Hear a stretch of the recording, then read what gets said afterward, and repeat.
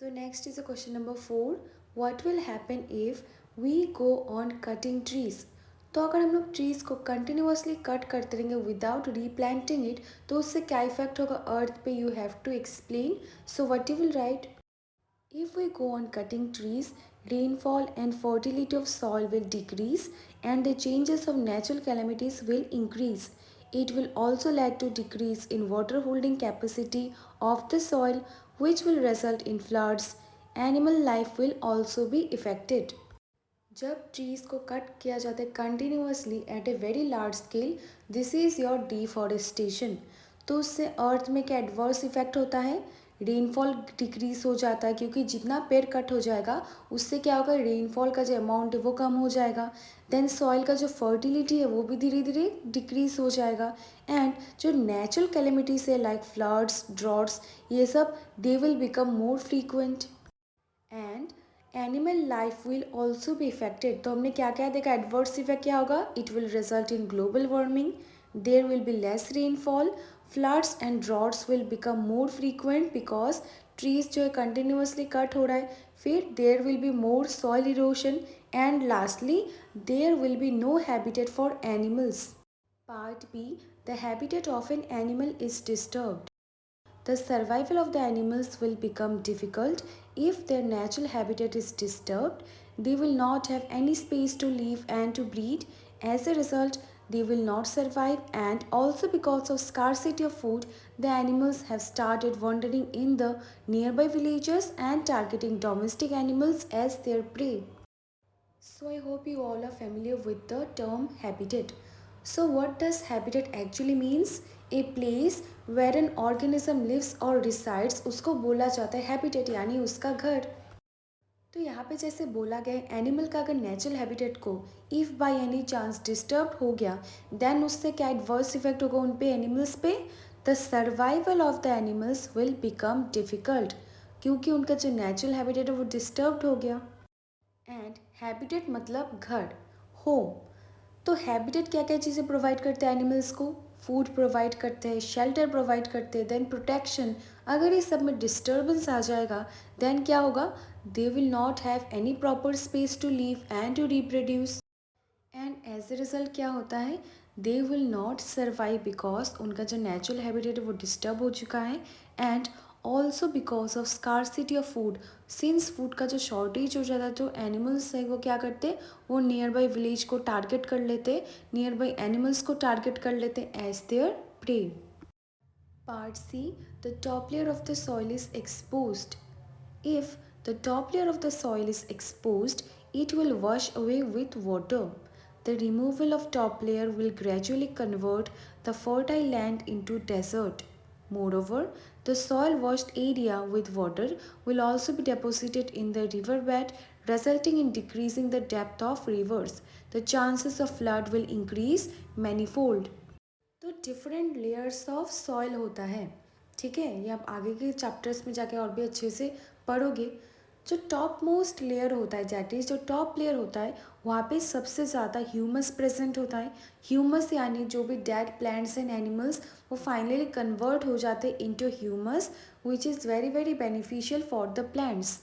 तो अगर top layer remove हो जाएगा दैट इज़ एक्सपोज हो जाएगा then it will gradually expose the lower layer.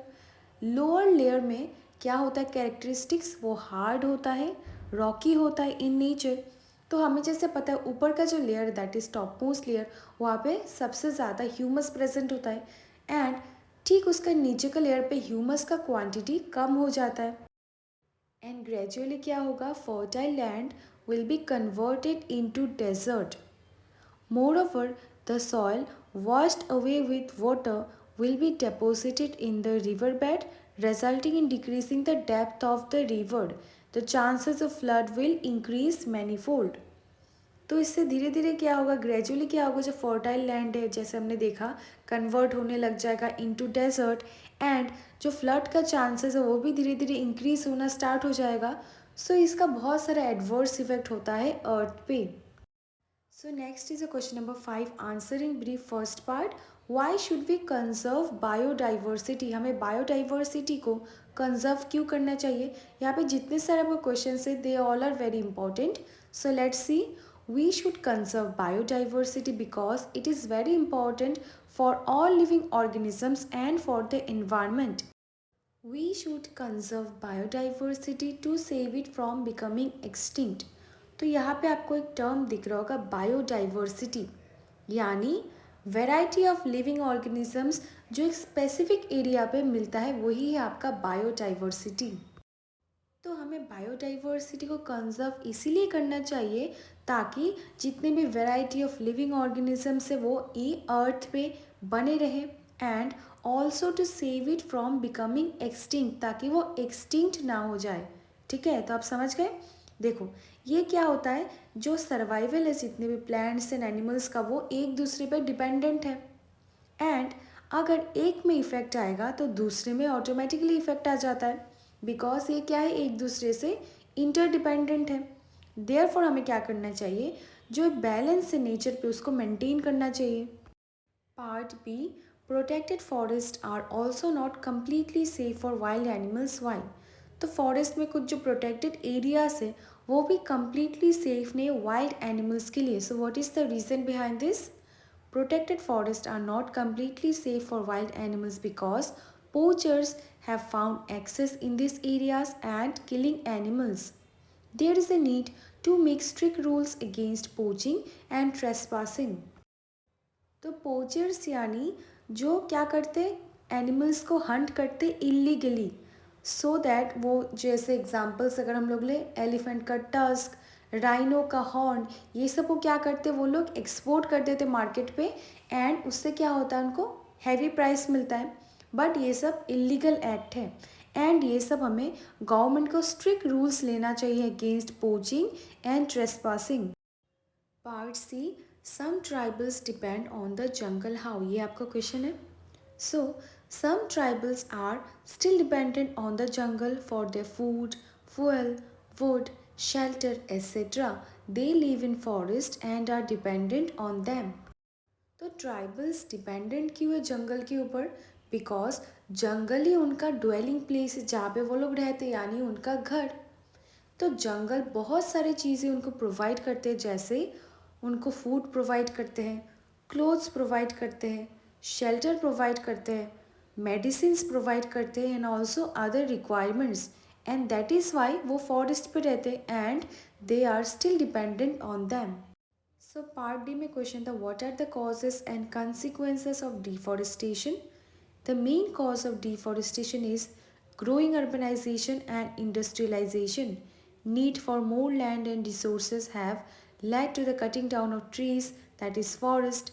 The consequences of deforestation are desertification and natural calamities. It has also rendered many species of plants and animals unprotected and unconserved. तो deforestation एक ऐसा process है जहाँ पे जो large area से forest का उसको कट डाउन ह्यूमन एक्टिविटीज़, तो उससे क्या इफ़ेक्ट हो रहा है? मेन कॉज क्या है डिफॉरेस्टेशन का? Growing urbanisation and industrialisation.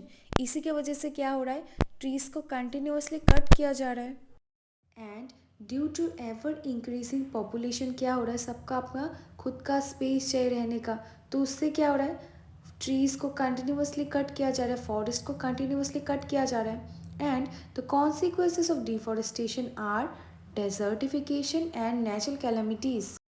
जितने भी फर्टाइल लैंड्स है they are slowly converting into deserts, and जो नेचुरल कैलामिटीज़ है जैसे से फॉर एग्जांपल फ्लड, ड्रॉट, वो भी इंक्रीज हो रहा है। एंड लास्ट लाइन पे क्या लिखा है देखो, it has also rendered many species of plants and animals unprotected and अनकंजर्व।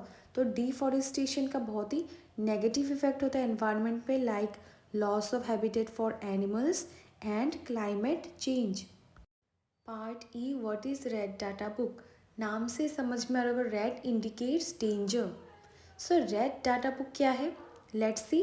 Red data book keeps the record of all the endangered animals and plants. Different record books are maintained for endangered animals and endangered plants. तो red data book क्या है? Red data book एक source book है जहाँ पे सारे record होते endangered animals and plants का, and if sufficient measures are not taken then they will soon go extinct. Part F. What do you understand by the term migration? For the purpose of breeding and specific purposes, some species of birds and animals move from their habitat to other habitat. The birds move to faraway areas every during a particular time because of climatic changes and return to their original habitat after some time. This periodical of some species is migration एक ऐसा process है जहाँ पे क्या होता है, एक place से दूसरे प्लेस में मूवमेंट होता है. स्पेसिफिकली आप लोग बात करें माइग्रेटरी बर्ड्स का, दैट इज़ उसके पीछे क्या रीज़न है, because of some unfavourable climatic conditions.